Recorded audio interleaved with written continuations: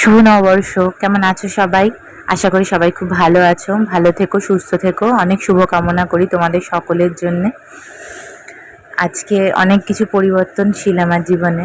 1 বছর পরে আবার ভিডিও করছি। দেখো সকাল 10টা বাজে। আর এটা বাবা, আমার শ্বশুরমশাই। তিনি আর আজকে নেই। গত মাসের 6 তারিখে আমাদের সবাইকে ছেড়ে চলে গেছে।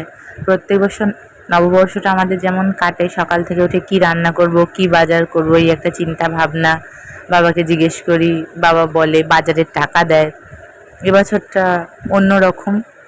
কি আর বলবো তোমাদেরকে, খুবই ভারাক্রান্ত পরিবেশ এখন আমাদের বাড়িটা। হঠাৎ করে 2 কামরার রুমটা খুবই ফাঁকা ফাঁকা লাগে, একা একা লাগে। ছেলে না থাকলে তো আরও বেশি লাগে। যাই হোক, সকাল সকাল তোমাদেরকে আর এসব কথা বলে তোমাদের দিনটা নষ্ট করতে চাই না। তো সকালবেলার যে টুকটাক কাজ থাকে সেটা তো করতেই হয়, সে ততটুকু করলাম।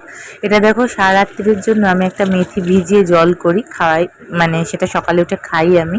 এটা খুবই উপকারী শরীরের জন্য।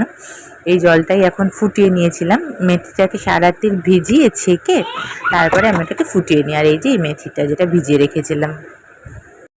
আজকে অনির্বাণ বাজার থেকে মটন নিয়ে এসেছে, তো সেই জন্য মটনটা প্রিপেয়ার করব। তাই জন্য দেখো এখানে নিয়ে নিয়েছি আমি আদা, রসুন, একটা পাকা দেখি কাঁচা লঙ্কা, টমেটো, ওটাকে গ্রাইন্ডারে গ্রাইন্ড করে নিয়েছি। একটু টক দই নিয়েছি, একটা আর্ধেক পাতিলেবু নিয়েছি, কারণ প্রচণ্ড টক হয়ে গেলে আবার ভালো লাগবে না মাংস।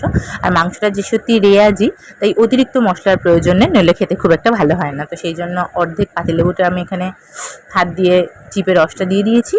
দেবো ওই 1 চামচ, দইটা থেকে 1 চামচ দই দেবো, বেশি দই দেবো না, নইলে টক হয়ে যাবে। আর 2-3 চামচ আদা, পেঁয়াজ, রসুন বাটা দিয়েছি। এই আদা, রসুন, পেঁয়াজ বাটাটা আমার আগে থেকেই করা থাকে, করে ফ্রিজে 1 মাসের জন্য স্টোর করা থাকে। আর যে মশলাটা বাটলাম সেটা তো দিলাম।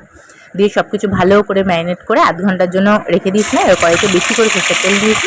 তেলের মধ্যে 1 চামচ মতন ওই আদা, রসুন, পেঁয়াজ বাটা থেকে ওটা দিয়ে দিয়েছি। আর মিক্সার গ্রাইন্ডারে যে মশলাটা করেছিলাম সেই জন্য মিক্সারটাকে ধুয়ে ওই জলটা শুধু দিয়েছি। আর একটা কাঁচা লঙ্কা দিয়েছি। তাতে খুব সুন্দর একটা ফ্লেভার বেরিয়েছে, গন্ধ, অ্যারোমা বেরিয়েছে। তাতে যে আধ ঘন্টা ভিজিয়ে ম্যারিনেট করে রেখেছিলাম যে মটনটা, সেটা দিয়ে ভালো করে নাড়াচাড়া করে নিচ্ছি। মটনটাকে একটু ঢাকা চাপা দিয়ে দিয়ে কষিয়ে নিয়েছি। দেখো এরকম পর্যায়ে যখন চলে আসবে তখন এখানে কিছু শুকনো মশলা নিয়েছি, যেমন হচ্ছে গিয়ে তোমার হলুদ, কাশ্মীরি লঙ্কার গুঁড়ো, এমনি লাল লঙ্কার গুঁড়ো অল্প একদম নিয়েছি, যেহেতু আদি খাবে সেই জন্য আমি একটু বুঝে শুনে লঙ্কা দিয়েছি, তোমরা চাইলে বেশিটা দিতে পারো। আর জিরে গুঁড়ো দিয়েছি, ধনে গুঁড়ো দিয়েছি। দিয়ে সমস্ত কিছু খুব ভালো করে জল দিয়ে কষিয়ে ভালো করে ঢাকনা চাপা দিয়ে ম্যারিনেট করে নেবো।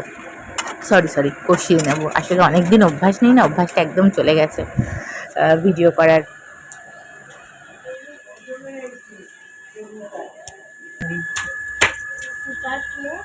বাবাকে যেটা বললি না কেন? পরে ড্রেস পাল্টে দিচ্ছি, মাঠে যাবি তো?